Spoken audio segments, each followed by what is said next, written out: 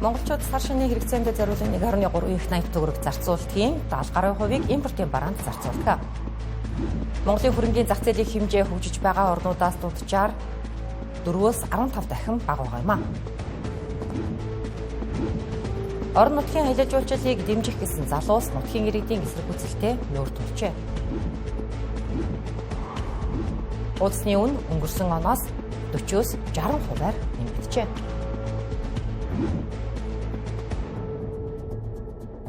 Аримтэргийн үзэгчдээ цаг 7:10 болсон байна. Лавг гарагийн 7:10 мэдээллийн хөтөлбөр эхэлж байна.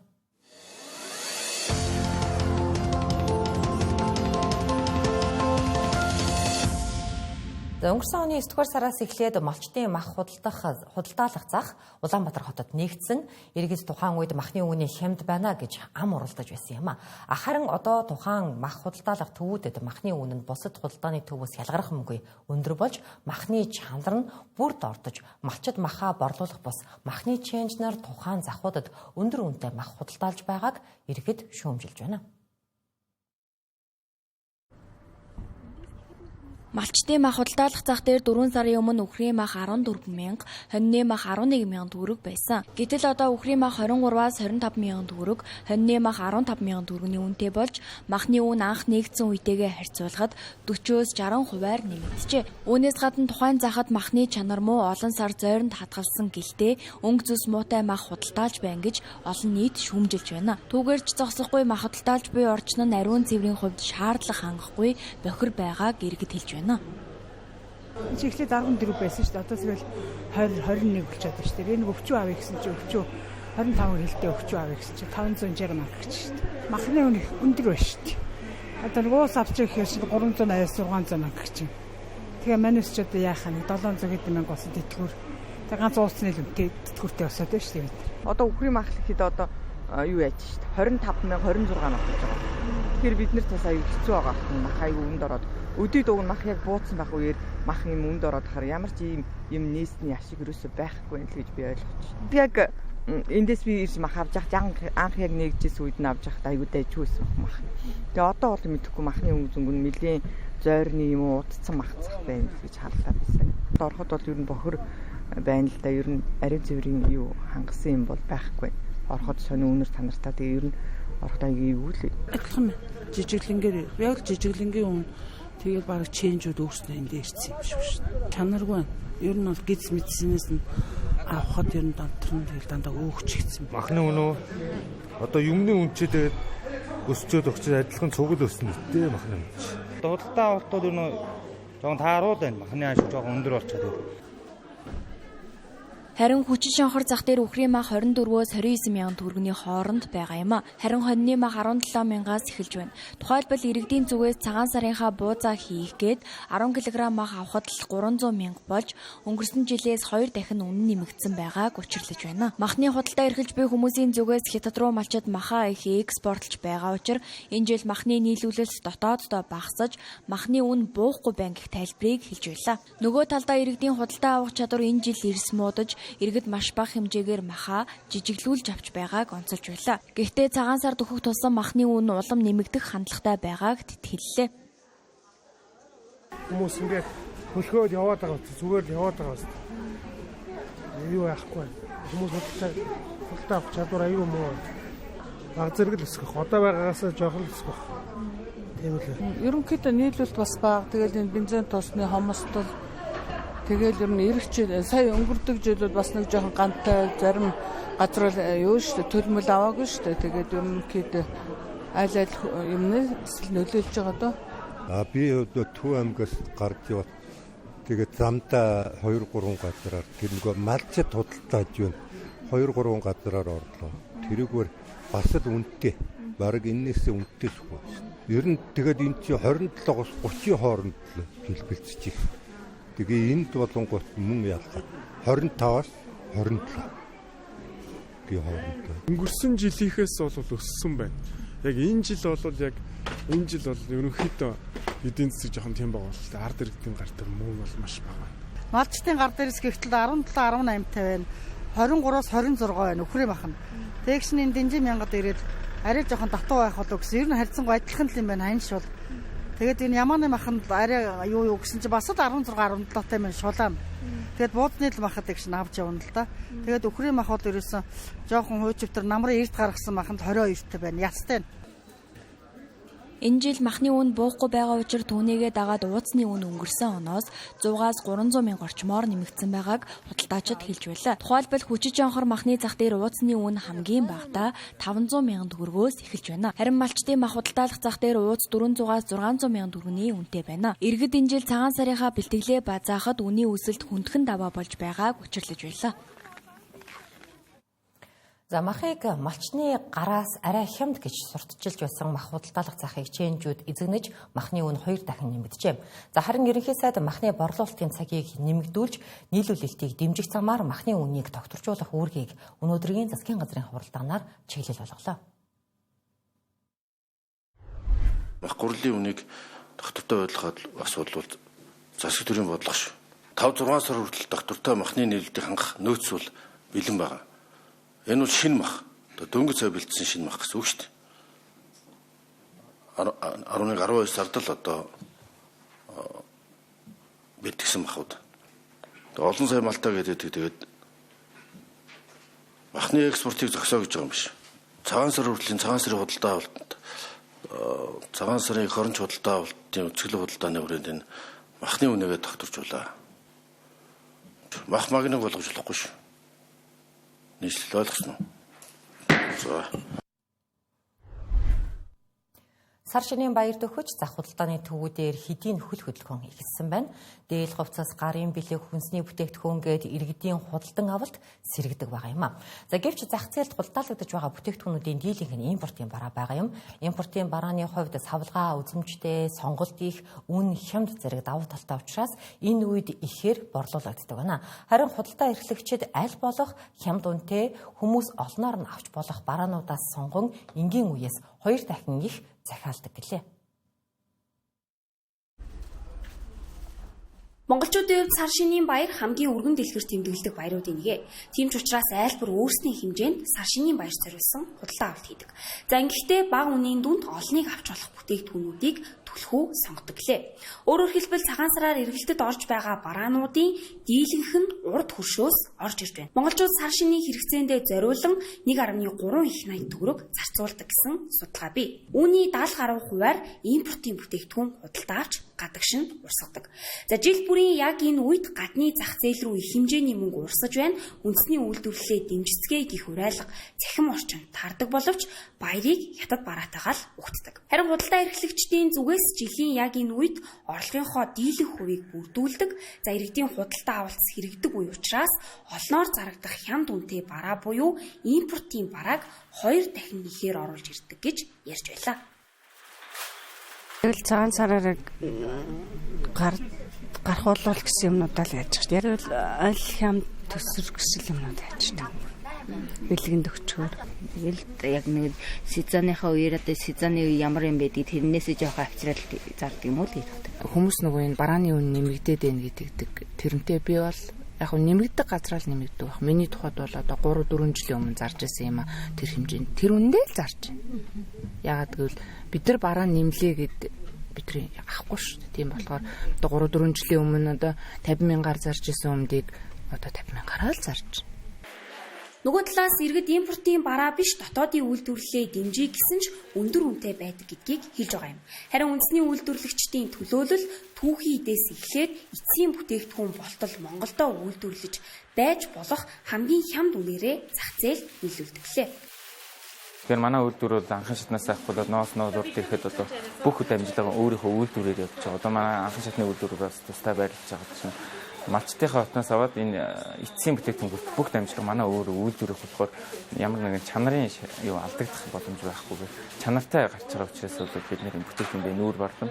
Тэгээ хэрэглэгчид маань цоо сонгох гоё шалтгаан болж байгаа. Үүдэд бид нэр хамгийн боломжтой үнийн түвшнээ л гаргаж ирж байгаа. Мэдээж бид нар нөгөө дотоод бол гадны зах зээл импортоор орж ирж байгаа юмс гэдэг юм уу тэр бүх юмтай өрсөлдөж байгаа учраас үнийн бодлогын хувьд хамгийн боломжтой үнийн түвшингөө л гаргаж ирж тавьж байгаа гэсэн. Ийхүү сар шинийн баяр ойртох тусам зах зээлд импортын барааны эзлэх хувь нэмэгдэж, иргэдийн сонголт үнийн бодит боломжид тулгуурлаж байгааг худалдаа эрхлэгчид болон үйлдвэрлэгчид онцолж байна. Нэг талаас худалдаа авахчид хямд олноор авах боломжтой барааг илүүд үзэж байгаа бол нөгөө талаас дотоодын үйлдвэрлэгчид өсөлтгүй зүйнээр бүтээгдэхүүний нийлүүлэхийг зорж буйгаа илэрхийлж байна.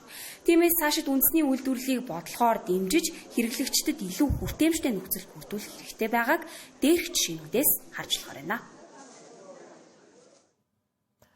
Монгол улс аялал жуулчлалын салбараа хөгжүүлэх гэж сүүлийн 10 гаруй жилийн төсвийн мөнгөөр асар их гадаад сурталчилгаа хийсэн. За аялал жуулчлалыг зөвхөн зуны улиралд гэлтгүй өвөлж бас бүтээгдэхүүн гаргах гэж одоо чармааж байгаа. Ийм чармаалт гаргаж байгаа нэгэн залуу орон нутгийнхантай хэл амаа олцож чадахгүй байгаагаа цахим хуудастай бичжээ. Каяк завны бизнес эрхлэгч залуу Хөвсгөл аймгийн Эренчин Лүмб суманд байгальд хамгийн ээлтэй каяк завны бизнес эхлүүлэхээр оны өмнө аймгийн эцэг даргын тамгийн газар сумын иргэдийн төлөөлөгчдийн хурлын төлөөлөгч нарт бичиг хөрвүүлсэн ч одоо гэрн хариугүй гэлээ. За бизнес эрхлэгч залуугийн хувьд татвараач төлөе, давхар байгаль орчны хамгаалагчийн үүргийг ч гүйцэтгэхээ илэрхийлсэн байна. Дээрээс нь ариун цэврийн байгууламж гээд бүх асуудлыг хариуцаж, эргээд хариуцлага хүлээхээж илэрхийлжээ. За гэтэл аймаг орон нутгийн иргэдээс уул усны шүтэн онгон дагшин байгаль дэлхий зан үйл ярьж эсэргүүцсэн байна. Ингээд албаны хүмүүсээс албан бичгийн хариугаа нэгтэл аймаг орон нутгийн тамгийн газраас хил чимээж өгөхөө байсан гэлээ. Аялал жуулчлалын салбар дээр ялангуяа ингээд хуваарь бизнес эрхэлж байгаа залуучуудаа дэмжих үүднээс анхаарах ёстой зүйл нь юу вэ гэхээр эргээд албан бичгүүд өгдөг бодлогын түвшинд дэмжиж өгөөч. Нэг бол орон нутагт нь ингэж хамтарч ажиллая те танахта хамтын ажиллагаа байгуулмаар байна. Нойлын асуудлыг чинь шийдээд өгье. Нэг бол ингээд бид нар давхар байгаль хамгаалагчийн үүрэг бүүст хийж гэдэг юм уу те ирж байгаа хүмүүст ингээд хяналт тавиад бидний хариуцлагатайгаар байгаль дээлтэй аялал жуулчлалыг хөгжүүлнэ гэдэг ингээд очингууд нь урдаас нь бол ингээд дургуутсалаа айгүй эвгүй байдлаар илэрхийлдэг. Иймэрхүү бүдүүлэг байдлаас болоод ингээд залуучууд нь бол хаанаа ингээд гацчаад байд юм байна. Тэгэхээр иймэрхүү үл тоосон байдлуудаа бүх төрлийн байгууллагууд маань одоо болчооч тий төрлийн байгууллагуудын гол үүрэг чинь энд бизнес эрхэлж байгаа орон нутгийн байгууллагууд энэ хоёрыг голд нь одоо холбож өгөөд ойлголцуулах асуудал бол төрийн байгууллагын бас үүрэг хариуцлага байд юм аа. Тэгэхээр энийг бас анхаараасаа гэж бодож байна. За Хөвсгөл аймаг бол байнгын улсаас татаас дэмжлэг авч аялал жуулчлалыг хөгжүүлнэ гэж мөнгө татдаг аймаг. 2020 онд улсаас 20 тэрбум, 5 жилийн дараа буюу 2025 онд 38 тэрбум төгрөг болж нэмэгдсэн байна. За өнгөрсөн 5 жилийн хугацаанд улсаас авах татаас нь буураагүй нь за тус аймаг аялал жуулчлалаа брэнд болгож чадахгүй байгаагийн нэг нотлохоо юм аа. За харин эдийн засагчид орон нутгийг ингээд аваад үзэхэд одоо аймгийн иргэдийн төлөөлөгчдийн хурлч гэдэг юм уу те эдгээр бол мэдээж одоо тухайн аймагт байгаа газруудыг бол тусгай хамгаалтанд тусгай хэрэгцээнд тэгээд авцсан байдаг. За тэгээд тодорхой хэмжээгээр газруудаас мартгүй одоо томоохон бизнес эрхлэгч үйл ажиллагаа явуулахад бол шийдвэрийг гаргаад газрын асуудлын түргэн шуурхай шийдэгч гэдэг юм уу те үйл ажиллагаа явуулах үйлдвэрлэл томоохон үйлдвэр одоо олон ажлын байр бий болгож байгаа энэ аж ахуйн нэгжүүдийн ууг нь бол дэмжих боломжууд бол байгаад байгаа юм. Бизнес одоо тийм төлөвлөгөө гэж хэлэх үү те тийм юм бол аймагуудын түвшинд бол хангалттай хэмжээнд бол боловсруулж чадахгүй гэж бол би харж байгаа. Байгалаа хамгаалах нутгийн иргэдийн зүүн хүчтэй байх нь ойлгомжтой. За гэхдээ уул уурхайгүй аймаг болгон зарласан. За дээр нь зөвхөн гадныхан гэлтгүй монголчууд хүртэл тэр аяараа тус аймагт аялж зугаалах хүсэл сонирхолтой байхад өөрсдийн өчүүхэн сонирхлоос болж ийхүү хаалт тавиад сууж байгаа нь харамсалтай. За хэн нэгэн нутаг орныг нь ашиглаад баяжиж хүлжих гээгүй. Дүрмээ тогтоогоод харилцан ашигтай хөгжиж дэвших бодлого орон нутагт үйлэгдэж байна. Хөвсгөл аймаг шиг хөгжих боломж чадамжаа ашиглаж чаддаггүй 12 аймаг манай улсад байгаа юм а. Тэд жил бүр улсын төсвөөс санхүүжилт авч амиа зоогож байгаа юм. Удирдах байгаа хүмүүс нь ийхүү гараа хумхиж сууснаас нь болж эдийн засгийн үзүүлэлтүүд нь ч муу гарч залуус нь дайжих болсныг судалгаа харуулж байгаа юм а. Өнгөрсөн буюу 2025 оны статистикийг танилцуулъя. Улсын төсвөөс санхүүгийн дэмжлэг авсан 12 аймаг бий. Тэд жил дунджаар 4.8-аас 35 тэрбум төгрөг хүртэлх татаасыг авдаг. За тухайлбал Хөвсгөл аймаг 2025 онд улсаас 38 тэрбум төгрөгийн санхүүгийн дэмжлэгийг авчээ. За баруун бүсээс Баян Улгийн Ховд аймаг 4-өөс 19 тэрбум төгрөгийг улсаас авсан байна. Харин өөрсдийн санхүүгийн асуудлаа шийдэж улсын төсөвт орлого төвлөрүүлдэг 10 аймаг бий. Энэ дундаас хамгийн өндөр хэмжээний төсвийг Өмнө Говь аймаг бүрдүүлдэг. Тодруулах юм бол 1.5 их найт төгрөгийг улсад орлого болгон төвлөрүүлдэг. Үүний дараа Орхон, Дунд Говь зэрэг аймагуд бичигдэж байна. За эдгээр аймагуудыг харвал уул уурхай дагнсан аймагуд Өмнө Говь аймагт оюутлахын үйл ажиллагаа явуулж байна. За дээр нь цогццын сумын тухай удаг орд ашиглагдаж байгаа гээд уул уурхай зэр суурилж аймгийн төсөө бүрдүүлж байгаа юм а. За харин Орхон аймагт Эрдэнэт үйлдвэр бий саяхан оюут нэртэй 357 сая тонн хөдрийн нөөцтэй шинэ орд газрыг нээсэн. Өөрөөр хэлбэл эдгээр аймагуд өөрсдийн нөөц боломжоо буюу уул уурхайгаар дамжуулан аймгийн төсөө бүрдүүлж бүтээн байгуулалтаа хийсээр байна. За энэ нь иргэдийн амьдралд яаж нөлөөлж байгаа нь гар дээр авч байгаа цалингаас шууд харагдана. Улсын төсөвт орлого төвлөрүүлдэг аймагуудын иргэдийн дундаж нэрлсэн цалин хамгийн өндөр. Тухайлбал улсад 108 тэрбум төгрөгийн орлого төвлөрүүлдэг Орхон аймгийн дундаж нэрлсэн цалин 3.7 сая төгрөг. Үүний дараа Өмнө Говь, Говь Сүмэр аймагуд орж байгаа юм а. Харин улсаас дэмжлэг авдаг аймагуудын дундаж нэрлсэн цалин хамгийн бага. За 2025 онд жил 28 тэрбум төгрөгийн татаас авсан Баян Улгийн аймагт дундаж цалин 2 сая төгрөг. Харин Хөвсгөл аймагт 2.1 сая төгрөг байна. За өөрсдийн төсөө бүрдүүлж чаддаггүй улсаас зулгааж амьдардаг аймагуудаас иргэдэнд хүртэл дайж болжээ. За Хөвсгөл аймагт 2024 онд 830 хүн шилжин ирж суурьсан. Харин аймагаас явсан нь 3 дахин их буюу 2692 хүн шилжжээ. За эсэргээрийн нэмжээний хүмүүс Өмнө Говь болон Орхон аймагуудад шилжиж ирсэн байна. За өнгөрсөн жил Өмнө Говь аймагт 1694 хүн шилжин явсан бол эргээд ирсэн нь 2789 байгаа юм а. За нэг үгээр манай улсад орж ирж байгаа $100 бүрийн 94 нь уул уурхай салбарынх. Гадаадын хөрөнгө оруулалтын 74% нь уул уурхай салбарын хөрөнгө оруулалт.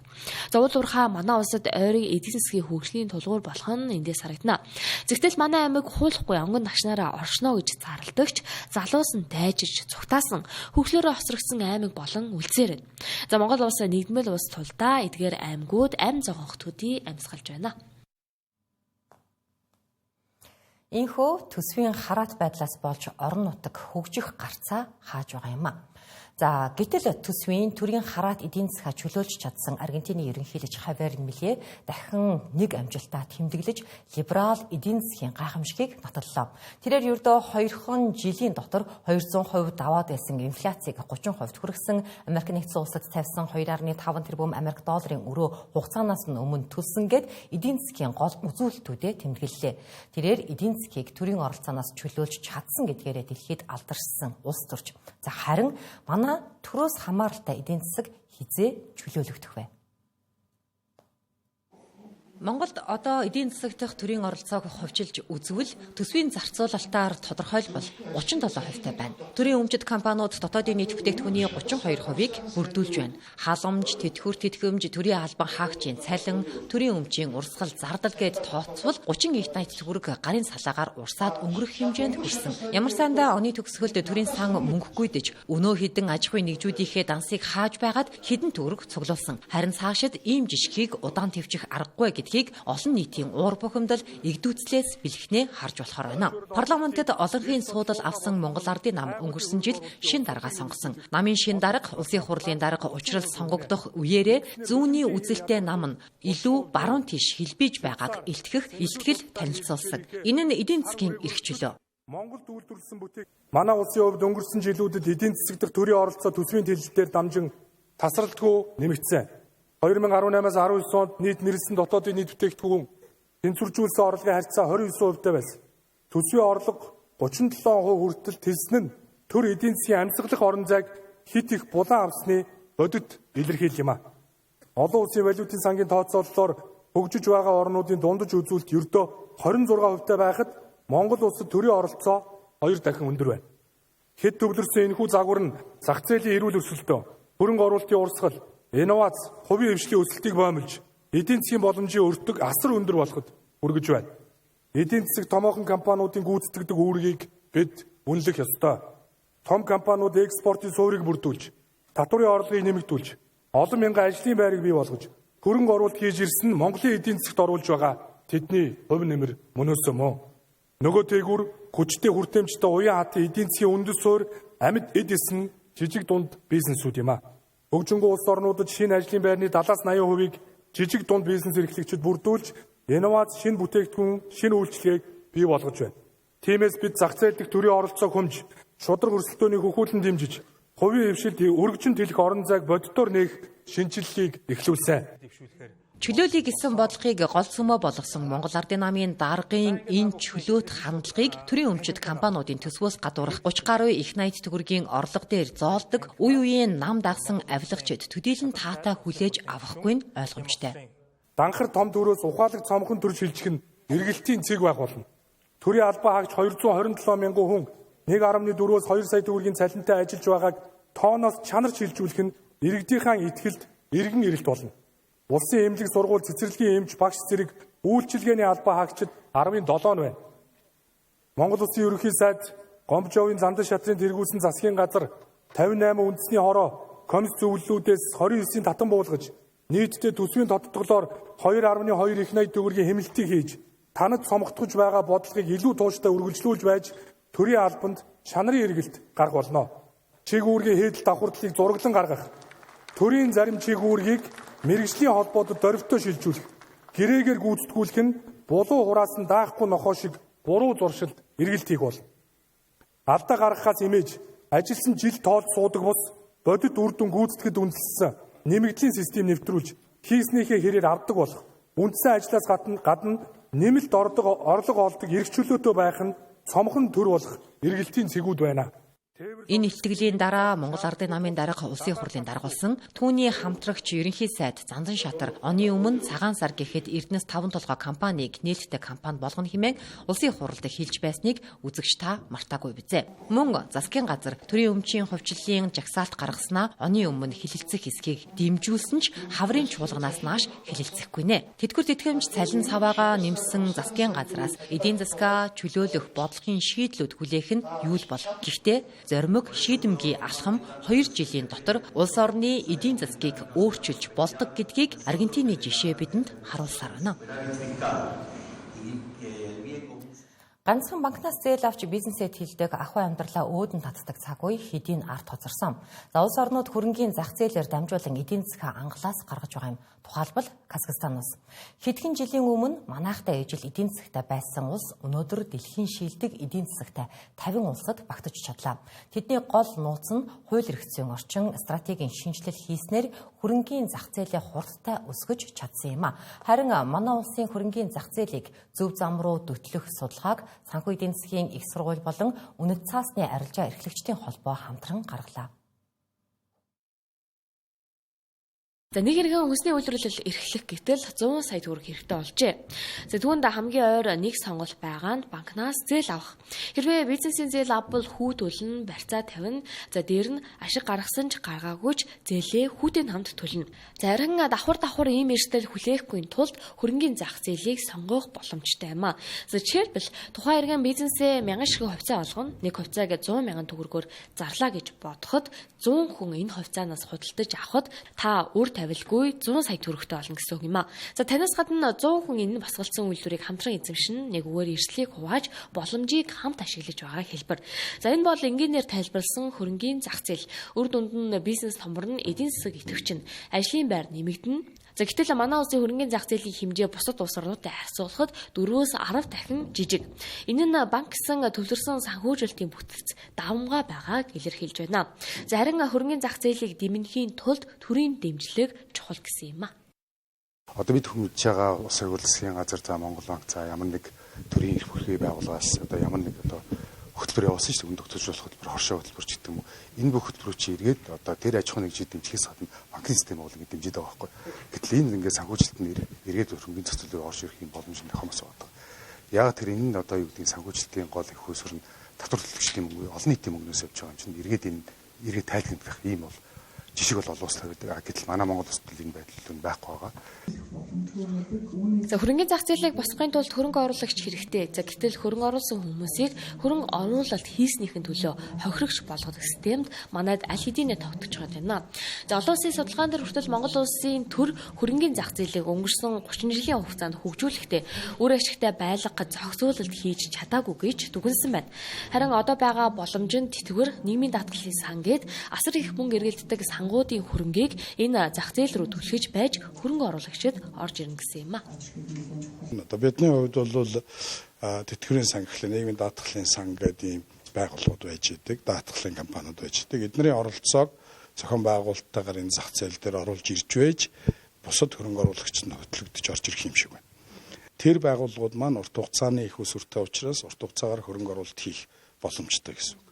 Яг ийм яриад байна вэ гэхлээр зэрэг өнөөдөр банкуудын их усүр бол 3-6% шүү дээ дунджаар. 3-6% их усүрээр тэр чинь 5-10 жилийн хөрөнгө оруулалт хийх тэр боломжууд чинь өнөөдөр өөрөө хомс. За Казахстан улс дэлхийн шилдэг 50 эдийн засгийн улсын нэгд багтлаа. За ингэж цойлж гарч ирсэн хэд хэдэн үндэслэл бий. За нэгт тус улсын засгийн газраас байгалийн баялагын их усүрээ гадны хөрөнгө оруулагчдыг татаж их хэмжээгээр экспортлсон. За энэ орлогоороо хөрөнгөний зах зээлийн дэд бүтцийг санхүүжүүлж ашигласан. За энэ хүртэл хууль эрх зүйн орчнод цэгцэлж хөрөнгө оруулагчдыг оруулж ирэх таатай орчныг бүрдүүлсэн явдал нь тэднийг дэлхийн шилдэг эдийн засгтай 50 улсын нэгд багтахад түлхэц үзүүлсэн байна.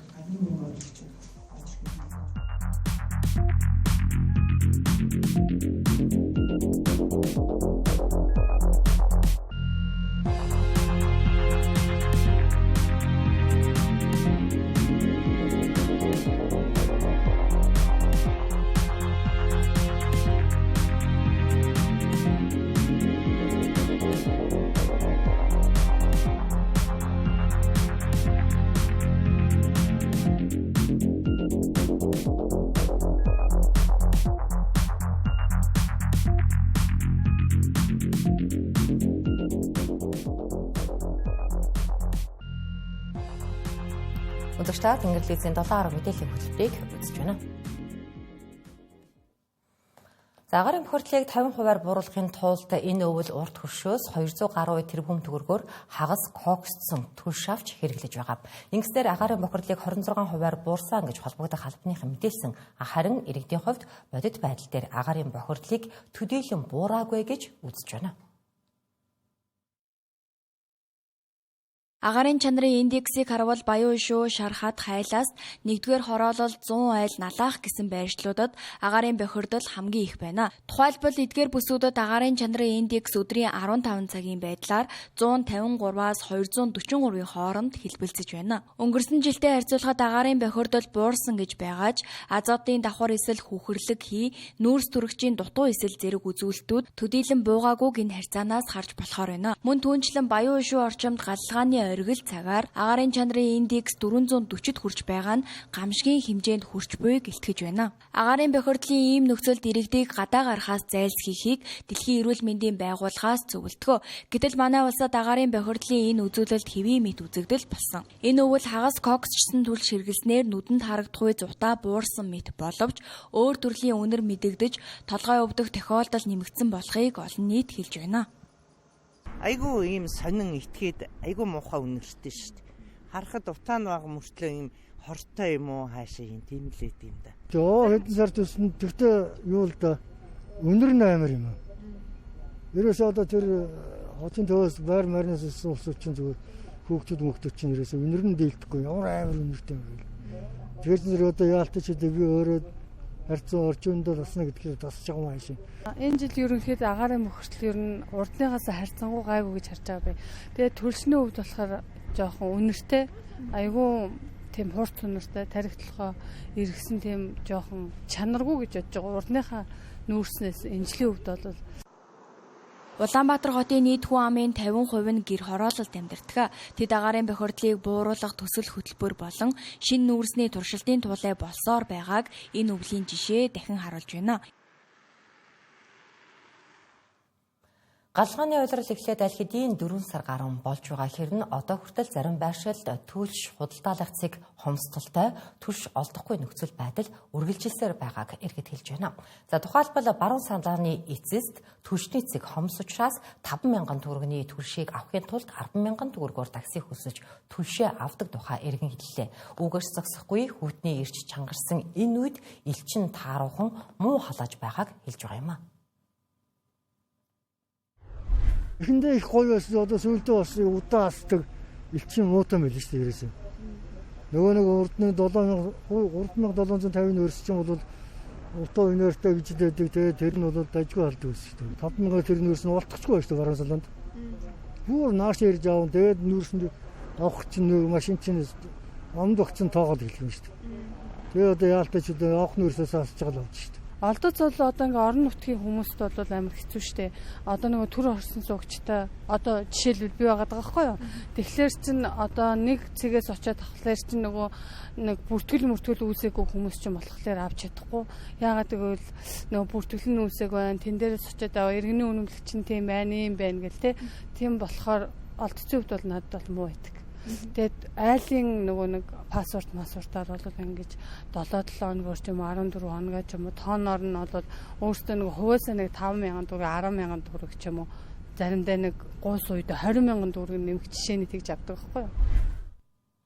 Эдрээсийн хүйтэн болцоод байхад төлш авах бэрхшээл үргэлжилсээр агарын бохирдолд дөрвтэй өөрчлөлт ороогүй гэдгийг ч олон нийт хэлж байгаа юм а.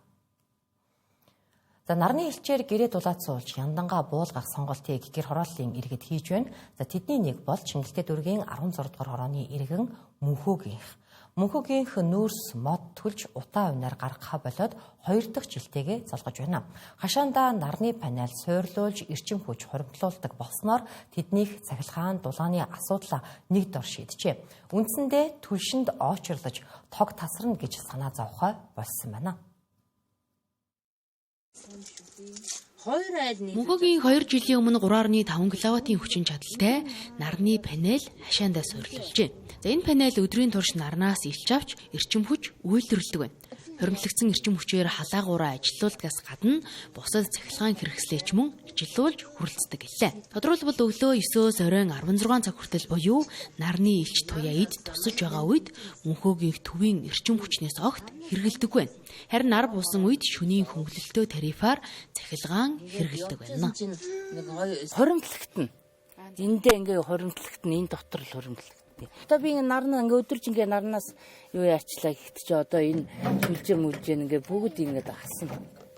Энэ эндээ ингээл юу асаагаал юугаа энэ юм хумаа энэ дүүдэнд утас мацаа залгахч болно. Надад бол үнэндээ би ч нөгөө шүүн босчгаална, өглөө босчгаална.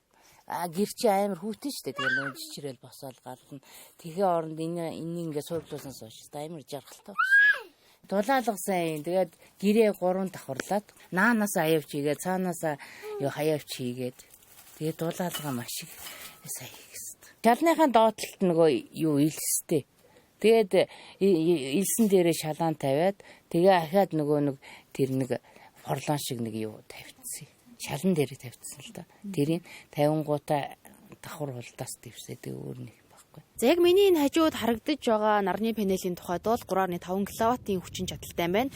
Яг энэ панелээр бол одоо 6 амтай нэг айл өрхийн дулааныг одоо бүрэн хангадгаас гадна за мөн одоо зурагт, хөргөөгч, телевизэр гэх мэт бусад цахилгаан хэрэгслүүд нь бүрэн хангаад илүү гардаг гэдгийг бол хэлж байгаа юм. За энэ яг панел суйрлуулах газрын тухайд бол сүүдэр тусгааргүй яг ийм нар одоо бүрэн тусах боломжтой хэсэгт байрлуулах нь хамгийн зөв одоо байршил гэдгийг бол одоо энэ гэрээснийхэн зүгээс хэлж байгаа юм. За нөгөөтэйгүүр яг арчлалт хамгаалалтын тухайд бол за шороотоос дарсан үед болон за цас дээрээс нь орсон үед тэр дор нь арчлаа цэвэрлээ явахад за нар илүү сайн тусч одоо эрчим хүч үйлдвэрлэхэд хийхэн дөмөг болно гэдгийг хэлж байгаа. Цахилгааны төлбөрт жилд ойролцоогоор 2 сая орчим төгрөг төлдөг байсан бол энэ нь 1 сая болж 50 орчим хувиар буурчээ. За энэ бол бодит хэмнэлт. Хэдий нарны панелийг суйрлуулахад тухайн айлын гэр байшингийн хэмжээ хэдэн киловатт байх зэрэгээс хамаарч дунджаар 10 гаруй сая төгрөгийн өртөгтэй ч гэлээ. За 6-7 жилийн дараагаас зарлаа нөхөх боломжтой юм а. За нэг суйрлуулсан байхад 20 жилийн баталгаатай. Гэхдээ энэ 20 жилийн дараа ашиглалтынх нь хугацаа дуусна гэсэн үг биш юм. Эрчим хүч хөрөнгөлүүлэх хүчин чадал нь буурна гэсэн үг юм а. Иймд нарны панел суйрлуул жандангаа буулгасан нь иргэнийхээ хувьд агаарын бохирдлыг бууруулахад оруулж байгаа бодит төв нэмэр гэж тэрээр ярьж байсан юм а. Инхүү сэргээгдэх эрчим хүч ашиглан яндангаа буулгах агаарын бохирдлыг бууруулах боломж билээхэн байна. Бүр илүү гарсан эрчим хүчээ төвийн системд холбож орлого олох боломжч байгаа юм а. Гэхдээ зөвхөн нарны хавтан суйрлууллаа гэд бүх асуудал шийдэгдэчихгүй гэдгийг судлаачид анхааруулж байна. Гэр байшингийн дулаалга битүүмжиллээ сайжруулахаас эхлээд анхаарах ёстой хэд хэдэн зүйлс бий гэдгийг хэллээ. Эрчим хүчний тарифын шинжилгээтэй холбоотойгоор нарны панел суйрлуулсан анхны өртгөө нөхөх хугацаа 2-3 жилээр наашилсан гэдгийг судлаачид хэлж байна. За иймд нүүрстүүлж тортог болж суухын оронд зээл аваад ч болов нарны панел суйрлуулах сонирхолтой иргэд нэмэгдэж байгаа гинэ. За энэ нь зөв сонголт. За гэхдээ үүнээс өмнө үндсэн сууц болох гэр байшингийнхаа чанарыг сайжруулахаас эхлээд бэлтгэл ажлууд бий гэдгийг хэллээ. Зөвхөн дулаалаад бус асуудал бас шийдэгдэхгүй. Тэ? Зөвхөн нэг супер халаалтай байд шийдэгдэхгүй. Зөвхөн нар тавиад шийдэгдэхгүй. Тэгэхээр саяны хэлдэг дулаалга, агааржуулт, тэгээд халаалт, тэгээд ухаалаг хяналт, тэгээд сэргэлт эрчим хүч гэсэн. Энэ тавыг л цогцоор нь хийжээж утаас бүрэн шийдэгдэнэ. Аль нэг нь хийгээд бүх асуудал шийднэ гэдэг ойлголт бас нийгэм тарааж болохгүй л гэсэн үг л дээ. Түнчлэн айлууд үр ашгийн тооцооллоо сайтар хийж өөрсдөө тохирсон киловатт хэмжээтэй нарны панелийг сонгох нь чухал гэлээ. За үгүй бол үнэтэй нарны панел суйрлуулад ч өдөр нартайд ч дараад суух эрсдэл бий гэдгийг санууллаа. Маш олон төрлийн нарны цахилгаан үйлдвэрлэдэг хавтангууд зах зээлд нийлүүлэгдэж байна. Манайд бол ямар нэгэн одоо хэмждэг, стандартчилдаг, баталгаажуулдаг юм байхгүй. Бүгд одоо хар зах дээрээс арилжаалагддаг юм юмнууд байж байна. Тэгэхээр тэр технологиг маш сайн судалж сонгох хэрэгтэй гэсэн. Яг мэргэжлийн байгууллага, мэргэжлийн хүмүүсээр хэмжилтүүдээ хийлгээд за ийм боломжтой байна гэдэг нөхцлүүдэд тодорхойлуулаад хийгээ явбал үр ашиг өндөртэй. Тэрнээс одоо зүгээр нарны дэлгэц тавьсан болгоо эрчим хүч үйлдвэрлэх гэсэн асуудал байхгүй. Өнөөдөр нэг айл нарны панел суйрлуулж төвийн эрчим хүчинд холбохын тулд 10 гаруй шат дамжлага дамжиж техникийн нөхцөлөө авахын тулд 6 сар хүлээж байна. Үүнийг болиулах үүднээс 20 кВт хүртэл хүчин чадалтай нарны панел батарейн системээс техникийн нөхцөл шаардахгүй байх тогтоолыг улсын хурлаас саяхан баталсан. За мөн түгээх сүлжээнд шууд холбоорлсон. За ингэснээр эрчим хүчний дутагдaltaй байгаа энэ үед айлууд илүүдэл цахилгаанаас сүлжээнд нийлүүлж орлого олоход элдв бичиг баримт цаасвалж төвөгч хэрэгдэл учрах нь буурна гэсэн хүлээлттэй байна.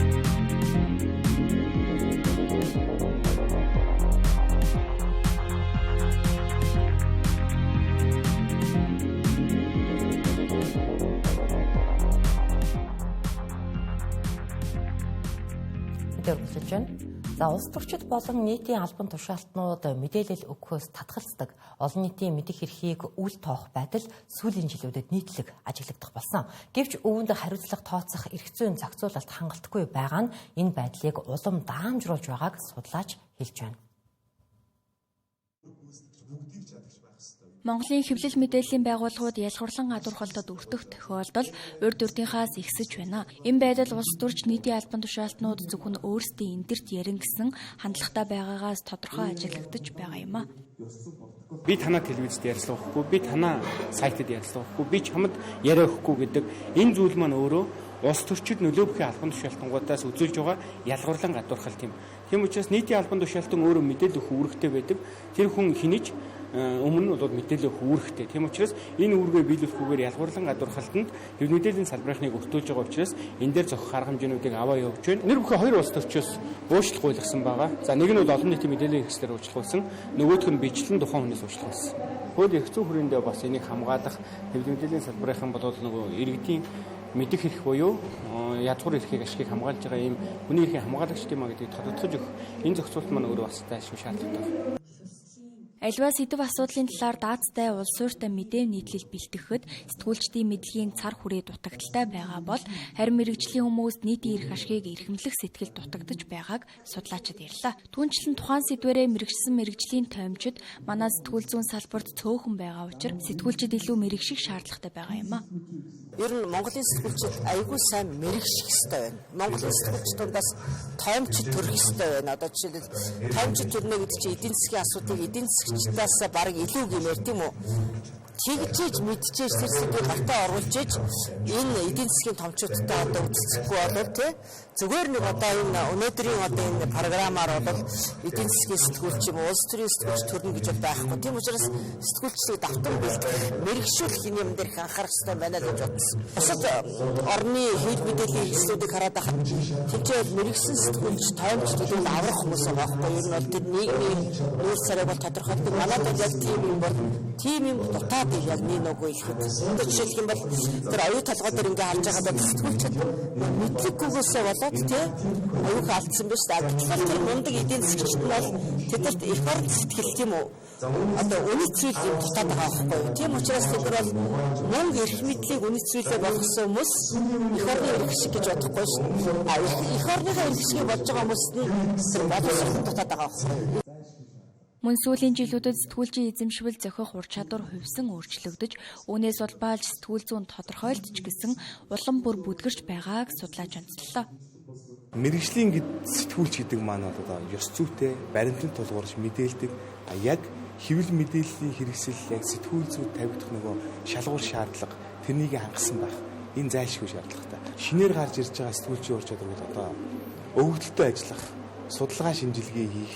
За тэгээд дээрээс нь техник технологи суурилсан ур чадварууд буюу хиймэл оюун ухаантай харилцах. За тэгээд баримтыг нэгтлэх ур чадвар бол өнөөдөр бол бүр маш өөр түвшинд гарч шинжлэгдэж байгаа. Технологийн боломжуудыг сэтгүүл зүйн үйл ажиллагаанд нэвтрүүлэх нь бидний өмнө тулгарч байгаа шин сорилтуудын нэг билээ. Гэвч Монголын сэтгүүл зүйн салбарын үүнд бэлэн бас байгааг зарим судлаачид хэлж байлаа. Үзэгчдэнд Тэнгэр телевиз 7 10 мэдээллийн хөтөлбөрөөр үзүүлэлээ хамтдаж анхаарлаа хандуулсан танд баярлалаа.